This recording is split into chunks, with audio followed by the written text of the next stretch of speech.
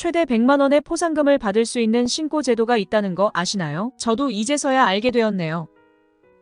기간이 정해져 있으니 놓치지 마시고 꼭 혜택 받으시기 바랍니다. 오늘은 국민 누구나 참여 가능한 특별한 신고 제도에 대해 소개하려고 합니다. 어떤 내용인지 궁금하시죠? 지금부터 자세히 알려드리겠습니다. 주변에도 많이 공유해주세요. 시청하시기 전 구독, 좋아요, 알림 설정 부탁드립니다. 안녕하세요.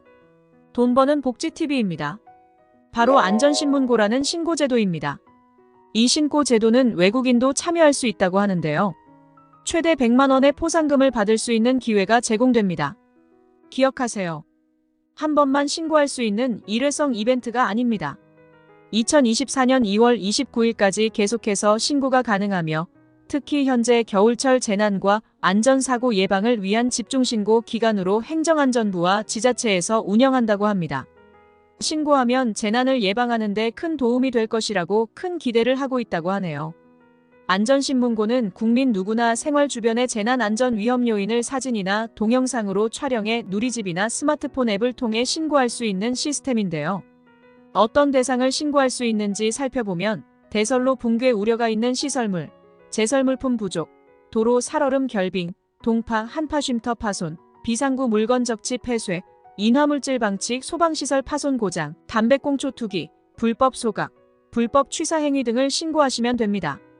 이런 상황을 신고하면 정부가 우수한 신고에 대해 20만 원에서 100만 원의 포상금을 지급한다고 밝혔습니다. 여러분의 적극적인 참여로 안전한 사회를 만들어 나가는데 도움이 되길 바라며 촬영하고 제출하는 내용에 따라 최대 100만 원의 포상금을 받을 수 있는 절호의 기회일 수 있습니다. 가장 먼저 말씀드릴 내용은 겨울철에 특히 주의가 필요한 제설 작업이 필요한 상황에서 주의해야 할 몇 가지 안전사항에 대한 내용인데요. 먼저 우리가 특히 주의해야 할 곳은 계단입니다. 계단은 보행 안전 자체가 위험하고 더구나 겨울철에는 미끄러짐으로 인한 낙상사고가 발생할 수 있는 위험한 지역 중 하나입니다. 낙상사고는 큰 부상으로 이어질 수 있기 때문에 제설 작업이 급하게 필요한 상황에서는 계단 주변을 사진으로 찍어 해당 장소를 신고하여 미끄러짐 예방에 기여할 수 있습니다. 계단이 아니어도 우리에겐 일반적인 도로도 위험하고 걷기에도 미끄러워 넘어지는 경험 모두 있으실 텐데요. 이럴 때 여기는 눈 좀 치워줬으면 좋겠는데 공무원은 이거 안 치우고 뭐하나? 이런 생각 다들 해보셨죠? 이럴 때도 절대 망설이지 마시고 즉시 신고하시면 됩니다. 그리고 비닐하우스와 같은 눈의 무게를 견디지 못하는 시설들이 보이면 나와 내 가족을 위해서 즉시 신고해주세요. 또한 제설 물품이 부족하거나 텅 비어있는 지역도 주의가 필요합니다. 이런 상황에서도 주변 환경을 사진으로 찍어 안전 관련 담당 기관에 신고하면 해당 지역의 안전을 보장할 수 있습니다. 도로 결빙이나 누수로 인한 문제도 발생할 수 있는데 도로 상태를 확인하고 이상이 감지되면 빠르게 신고하여 안전을 유지할 수 있습니다. 한파가 예상되거나 동파로 인한 도로, 수도의 어려움도 사진이나 동영상으로 신고할 수 있습니다. 요즘 한파를 피할 수 있는 쉼터를 버스 정류장과 같은 곳에 설치하는데요. 이러한 곳이 파손될 경우가 있습니다. 이럴 경우 신고하면 즉시 수리를 한다고 합니다. 또한 강풍이 예상되는 상황에서는 시설물 추락이나 파손 가능성이 있으므로 해당 상황에서도 빠르게 신고가 필요합니다. 이렇게 안전의 위험 요인을 사전에 파악하고 조치함으로써 겨울철에 발생할 수 있는 안전사고를 예방할 수 있습니다. 여러분도 안전을 위해 주변 환경을 주시하고 필요한 경우 신고해주세요. 이번에는 화재 발생 시 주의해야 할 몇 가지 중요한 안전사항인데요. 화재는 예측할 수 없는 재난으로 특히 비상구에 물건이 적치되거나 비상구 자체가 폐쇄된 상황은 큰 위험을 야기할 수 있습니다. 먼저 비상구에 물건이 적치되거나 폐쇄된 상황은 화재 발생 시 대피의 핵심인 비상구의 원활한 이용을 방해합니다. 이런 상황에서는 반드시 신고가 필요합니다. 화재가 발생하면 인명피해를 최소화하기 위해 신속한 대피가 필수인데 비상구의 원활한 이용이 방해되면 큰 재난으로 이어질 수 있습니다. 또한 건물 내에서 담배를 피우다가 발생할 수 있는 화재 위험에 대한 신고도 중요합니다. 개인적인 생각으로는 비상구의 흡연자는 비상구에 적치된 물건 취급하여 치우시면 어떨까 합니다. 불법 취사 행위나 화재 위험물이 방치된 상황도 빠르게 신고하여 사전에 예방 조치를 할 수 있습니다. 또한 난방장치나 전열기 관리 미숙으로 인한 화재 역시 중요한 문제입니다. 이 장치들이 부실하게 관리되면 화재 발생 가능성이 높아지므로 이에 대한 신고는 화재 예방에 기여할 수 있습니다. 지나가다가 보이는 소방전 등의 시설이 파손되거나 소방시설에 대해 수상한 행동을 하는 사람이 있으면 신고하시면 됩니다.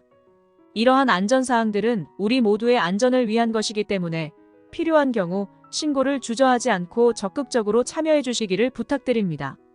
산불에 대한 신고는 더 중요하죠. 겨울철 산불 뉴스에도 자주 접할 수 있는데요. 내 가족을 위해 꼭 신고해야 합니다. 흡연하는 등산객들, 산에서 못 참고 흡연합니다. 바로 신고하면 됩니다. 당연히 불법으로 뭔가를 태우거나 하면 안 되는데 당연히 신고 대상, 가끔 신고하기 미안한 생각하시는 분 계시는데 그럴 때는 내 가족을 생각하거나 아니면 사람 말고 돈으로 보시고 신고하세요. 어차피 다른 사람들이 신고합니다. 겨울철 캠핑 꽤 많습니다. 캠핑 장소도 많죠. 그렇지만 취사가 가능한 지역은 정해져 있어서 애매하다 생각이 들면 지역관공서 공무원에게 확인을 해야 합니다. 불법 취사, 이것도 바로 신고 들어갑니다. 핸드폰 꺼내시고 찍으세요. 산불이 발생하면 초기 진압에 도움이 조금이라도 될 수 있는 산불 장비가 산길 곳곳에 있습니다. 그런데 오랫동안 방치되어 사용이 불가능해 보이는 것도 있더군요. 그런 경우도 신고 대상입니다. 바닷가 거주자들은 부산, 제주, 그 외 지역에서 강풍이나 파랑과 같은 자연현상에 주의해야 합니다. 해안에서 발생하는 안전사고나 지역축제 중 강원도 얼음축제 등에서 발생할 수 있는 사고에 대해서도 시민들은 주의를 기울여야 합니다. 위험한 상황을 감지하면 신고하여 안전을 유지하는 데 도움이 되도록 합시다. 너무 쉽고 좋은 기회인데 안 하시면 너무 아깝겠죠? 놓치지 않도록 기간 기억하세요. 지금 진행 중이고요. 12월 8일부터 2월 29일까지이니 2월 29일을 꼭 기억하셔야겠네요. 시작된 지는 좀 되었지만 남은 날도 많고 요즘 한파가 자주 지속되니 신고할 기회도 많아 아쉬워하실 필요는 없어 보이네요. 만약 포상금 대상자에서 탈락했다 해도 5,000원 상당의 모바일 쿠폰을 제공합니다. 안전신고자 중에서 재난 예방 효과가 우수한 경우에는 심사를 통해 포상금 20만 원에서 최대 100만 원까지 지급되면 더불어 안전신고 마일리지 1000점도 지급됩니다. 이러한 혜택은 2023년 12월부터 2024년 2월까지 3개월 동안 제공되며 국민 누구나 참여할 수 있습니다. 사진이나 동영상을 촬영하여 신고하는 방법은 홈페이지나 안전신문고 앱을 통해서 가능하며 스마트폰에서도 안전신문고 앱을 다운받아 설치하여 이용할 수 있습니다. 안전신문고 앱 또는 포털의 안전신고 메뉴에서 신고 후 신고번호 확인 복사하기 버튼을 활용하시면 됩니다. 단 생활불편, 광고물, 쓰레기 등을 말하고요. 불법 주정차, 자동차 교통 위반 등 행정처분이 수반되는 신고는 응모 대상에서 제외됩니다. 이제 이벤트 버튼 선택하시고요. 안전신문고 앱은 신고화면 하단, 포털은 메인 화면의 겨울철 재난안전집중신고 보시면 됩니다. 이벤트 참여 웹페이지에서 개인정보 수집동에 성명, 휴대폰 번호, SPP로 시작하는 신고번호 입력 후 제출하시면 완료됩니다. 여러 건을 신고하신 분은 중복 응모 가능하며 정확하지 않은 개인정보나 신고번호로 응모하시면 추첨에서 제외됩니다. 집중신고 기간 동안에는 겨울철에 주로 발생하는 대설, 한파, 화재, 산불 등 4가지 유형의 사건에 대한 신고가 특히 활성화되고 있습니다. 안전신문고 앱에서는 집중신고를 쉽게 할 수 있는 바로가기 메뉴가 제공되어 편리하게 이용할 수 있습니다. 그러나 긴급한 상황에서는 국민신고 이전에 119 또는 112로 신고하는 것이 먼저이며 이는 처리 시간이 빨라 시급한 도움을 받을 수 있기 때문입니다. 신고된 사항은 행정안전부에서 즉시 관련 기관에 전달되며 처리 결과는 신고자에게 문자 메시지로 알려집니다. 전북 정읍시에 거주하는 박 씨는 추락사고 우려가 있는 인도에 난간이 없는 것을 보고 안전신문고로 신고했습니다. 신고를 받은 정읍시청에서는 현장을 방문하여 타당성 검토 후 안전난간을 설치하였습니다. 생활 속의 위험을 방관하지 않고 면밀히 관찰하여 신고함으로써 보행자 추락사고 예방에 기여했다고 판단하여 우수 사례로 선정되었습니다. 또 다른 사례입니다. 강원도 양양군에 거주하는 도 씨는 방파제의 인명구조함이 파손된 상태로 방치되어 있어 유사시 사용이 어렵다고 우려하여 안전신문고로 신고했습니다. 신고를 받은 양양군청은 인명구조함과 주변 안전난간까지 복구공사를 완료했습니다. 익사사고 등 긴박한 상황에 사전 대비할 수 있도록 제보한 것으로 선정되었습니다. 이러한 사례들은 국민이 안전신고를 통해 주변 환경의 위험을 인지하고 그에 대한 조치를 이끌어내어 사고를 예방한 좋은 예시입니다. 겨울철 재난 안전 위험 요인이 증가하는 시기에 국민들은 안전신문고를 통해 위험 요소를 신고하고 이를 통해 안전을 확보하며 포상금도 수령할 수 있기를 바랍니다. 오늘의 이 영상도 여러분께 꼭 도움이 되었으면 좋겠습니다.